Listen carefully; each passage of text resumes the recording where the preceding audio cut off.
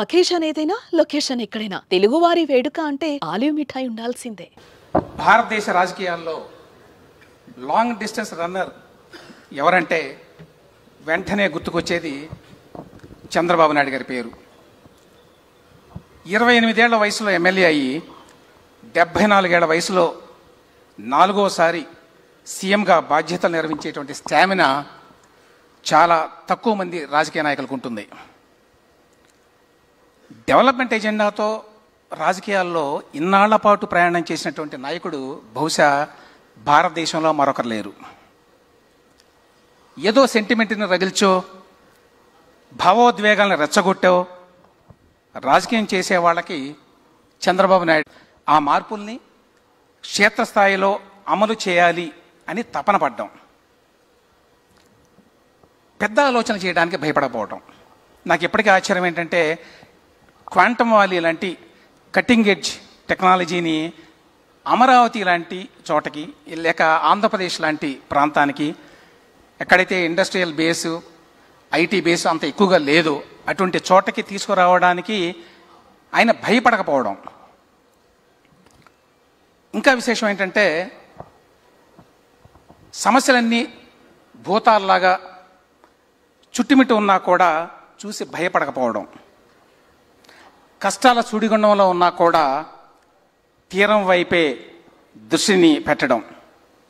ఇవాళ ఒక సమస్యల కూడల్లో ఉన్నటువంటి ఆంధ్రప్రదేశ్ని గట్టెక్కించడానికి తన అనుభవాల్ని ఆలోచనల్ని ఏ విధంగా ఉపయోగించబోతున్నారో తెలుసుకునే ప్రయత్నం చేద్దాం. Thank you very much sir. Okay, thank you sir. ఈ సెషన్లో థీమ్ ఏంటంటే looking head a decade from now. Next దశాబ్ద కాలంలో ఆంధ్రప్రదేశ్ ఎట్లా ఉండబోతోంది అని. ఆల్రెడీ మీరు స్వర్ణాంధ్ర విజన్ 2047 అని చెప్పి చేశారు. అంటే 22 ఏళ్ల తర్వాత భారతదేశానికి స్వాతంత్రం వచ్చి 100 ఏళ్ళు పూర్తవుతాయి అప్పటికి 2047కి. దానికి ఆల్రెడీ డాక్యుమెంట్ తయారు చేశారు గతంలో విజన్ 2020 లాగా. అయితే ఇప్పుడు అది చాలా దీర్ఘకాలికం కాబట్టి 10 ఏళ్లలో ఆంధ్రప్రదేశ్ ఎట్లా ఉండబోతోంది, ఆంధ్రప్రదేశ్ రూపురేఖలు ఎట్లా ఉండబోతున్నాయి, ఆర్థిక సామాజిక ముఖచిత్రం ఎట్లా ఉండబోతోంది, ప్రాధాన్యతలు ఏంటి ఈ 10 ఏళ్లకి? థ్యాంక్ యూ రమేష్ గారు. అందరికీ నమస్కారాలు. ఫస్ట్ టైం ఒక రెవల్యూషనరీ కాన్సెప్ట్ రీజనల్ లాంగ్వేజెస్లో కానీ ఆన్లైన్ ప్లాట్ఫామ్స్ కానీ, జనరల్గా ఢిల్లీలో ఇలాంటి కాన్క్లేవ్స్ పెడతారు, అందరూ స్టేక్ హోల్డర్స్ అందరినీ ఇన్వాల్వ్ చేస్తారు. అలాంటిది ఫస్ట్ టైం ఆంధ్రప్రదేశ్లో పెట్టినటువంటి రాజు గారిని మనస్ఫూర్తిగా అభినందిస్తున్నా. This is a unique concept. National లెవెల్లో మనం చేస్తే బ్రాడ్గా దేశానికంతా ఉపయోగపడుతుంది. ఒక రాష్ట్రంలో చేస్తే రాష్ట్ర ప్రజలకందరికీ ఒక అవగాహన వస్తుంది. ఇక్కడుండే స్టేక్ హోల్డర్స్కి అందరూ కూడా ఫస్ట్ టైం ఇక్కడికి విచ్చేసిన మిమ్మల్ని అందరినీ మనస్ఫూర్తిగా అభినందిస్తున్నా. ఈరోజు రమేష్ గారు ఒక క్వశ్చన్ అడిగాడు. 2047 విజన్ డాక్యుమెంట్. ఒక మాటలో చెప్పాలంటే విజన్ డాక్యుమెంట్ తయారు చేసిన దాంట్లో ఈ దేశంలో మొట్టమొదటిసారి నేనే ఉన్నాను. ఇప్పుడు కాదు, 2000 సంవత్సరంలో ఆ రోజు కంబైన్డ్ ఆంధ్రప్రదేశ్కి విజన్ 2020 తయారు చేశాను. అది చూసిన తర్వాత అబ్దుల్ కలాం గారు వచ్చి దేశానికి తయారు చేయడం కోసం ఏదైతే మీరు ఏ విధంగా చేసి అడిగినప్పుడు నేను ఆ డీటెయిల్స్ అని వారికి ఇచ్చాను. అలాంటిది ఆ రోజు విజన్ 2020 మీరు చూస్తే ఈరోజు హైదరాబాద్కి ఎగ్జాక్ట్గా ఆ రోజు ఏదైతే చెప్పామో అవన్నీ జరిగే పరిస్థితి వచ్చింది. ఎప్పుడు కూడా ఒక విజన్ చెప్పడమే కాదు, ఆ విజన్ని సాధ్యం చేసే విధంగా మనం ప్రయత్నాలు కానీ దానికి కావలసినటువంటి వర్క్ చేయాల్సిన అవసరం ఉంది. ఈరోజు ప్రధానమంత్రి గారు వికసిత్ భారత్ 2047కి తయారు చేశారు. మనం స్వర్ణాంధ్రప్రదేశ్ 2047కి తయారు చేశాం. 2047కి ఒక చరిత్ర ఉంది. ఎగ్జాక్ట్గా మనకు స్వాతంత్రం వచ్చి 100 సంవత్సరాలు అవుతుంది. 100 సంవత్సరాల్లో మనం ఎక్కడుంటామో ఆ ప్రయత్నం చేయడం కోసమే ఈ విజన్ డాక్యుమెంట్ తయారు చేశాం. కొన్ని రాష్ట్రాలు కూడా తయారు చేశారు. అయితే ఇక్కడ ఇప్పుడే రమేష్ గారు అన్నట్టు 2047 ఎగ్జాక్ట్గా 22 ఏళ్లే ఉంది. ఇదేదో 100 సంవత్సరాలు 200 సంవత్సరాల గురించి మాట్లాడడం లేదు.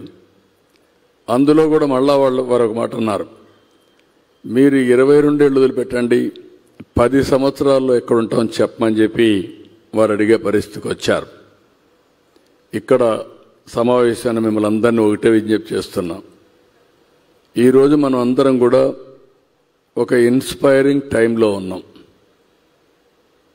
20 ఏళ్లకు ముందు ఆలోచిస్తే ఒక గందరగోళం, కన్ఫ్యూజన్, భారతీయులు మనం ప్రగతి సాధిస్తామని అనుమానం, ప్రపంచంలో గుర్తింపు లేని పరిస్థితి. నేను గర్వంగా చెప్తున్నా, సంస్కరణలు ప్రవేశపెట్టింది మన తెలుగు బిడ్డ పివి నరసింహరావు గారు ప్రవేశపెట్టారు. ఈ దేశానికి ఒక దశ దిశ నిర్దేశించారు. అక్కడి నుంచి భారతదేశ చరిత్ర అన్స్టాపబుల్గా మారింది. ఈరోజు 11 సంవత్సరాలు ప్రధానమంత్రి నరేంద్ర మోడీ గారు 11వ ఆర్థిక వ్యవస్థని 4వ ఆర్థిక వ్యవస్థగా తీసుకొచ్చాడు. 2028కి 3వ అతిపెద్ద ఆర్థిక వ్యవస్థగా తయారవుతుంది. అదే సమయంలో నాకు అనుమానం లేదు, ఎర్నెస్ట్ అండ్ యంగ్ వీళ్ళందరూ కూడా ప్రొజెక్ట్ చేశారు. వాళ్ళ ప్రొజెక్షన్ ప్రకారం 2038కి భారతదేశం 2వ అతిపెద్ద ఆర్థిక వ్యవస్థగా తయారవుతుంది. నా కోరిక 2047కి భారతదేశం నెంబర్ 1 ఎకానమీగా తయారు కావాలి. అందులో ఈ నెంబర్ 1 ఎకానమీగా తయారు చేయడంలో తెలుగు వారి పాత్ర ప్రముఖంగా ఉండాలని ఆకాంక్షిస్తున్నా. ఇది జరుగుతుంది, రాసి పెట్టుకోమని మిమ్మల్ని అందరినీ కోరుతున్నా. ఇప్పుడే మన మిత్రులు అడిగినట్టు ఇక్కడ ఒకసారి చూస్తే నేను చాలా స్పష్టంగా ఏదో 22 సంవత్సరాలు అప్పటికేమవుతుంది అవన్నీ కాకుండా ఈరోజు మీరు చూసినప్పుడు ఇయర్ బై ఇయర్ తయారు చేశాం. Last year Andhra Pradesh growth rate ఇన్ని కష్టాలున్నా 12% గ్రో అయ్యాం. అయితే 12% కాదు, నేను అనుకోవడం 15% గ్రో కావాలనుకుంటున్నాం. అదే సమయంలో ఈ ఇయర్ ఫస్ట్ క్వార్టర్ 10.5% గ్రో అయ్యాం. ఏదైతే డబుల్ డిజిట్ గ్రోత్ సాధ్యమని చెప్పాం, ఇన్ని కష్టాల్లో సాధించాం.